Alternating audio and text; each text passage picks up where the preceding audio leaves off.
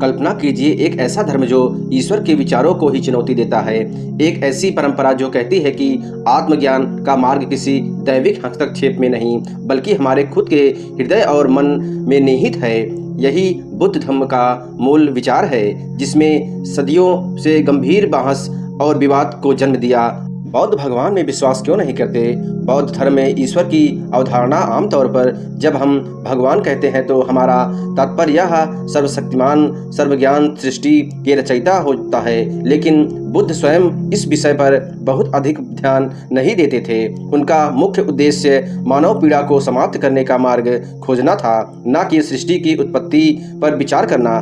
और जब बुद्ध से ईश्वर और ब्रह्मांड की प्रकृति के विषय में पूछा गया तो उन्होंने अक्सर मौन धारण किया और कहा कि यह प्रश्न मोक्ष प्राप्ति के लिए अप्रासंगिक है। समय के साथ बौद्ध धर्म के अधिकांश परंपराओं के आस्तिक दृष्टिकोण को अपनाया, लेकिन यह इसका मतलब नहीं है कि सभी बौद्ध नास्तिक हैं। कुछ बौद्ध परंपराओं में देवताओं और अलौकिक शक्तियों में विश्वास पाया जाता है, लेकिन सर्वशक्तिमान दृष्टिकर्ता नहीं माना जाता।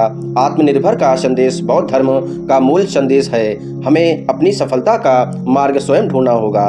बुद्ध ने सिखाया कि हमारे भीतर ही ज्ञान और करुणा और अपार क्षमता छिपी हुई है और हमें किसी बाहरी देवता या उद्धारकर्ता पर निर्भर रहने की कोई आवश्यकता नहीं है।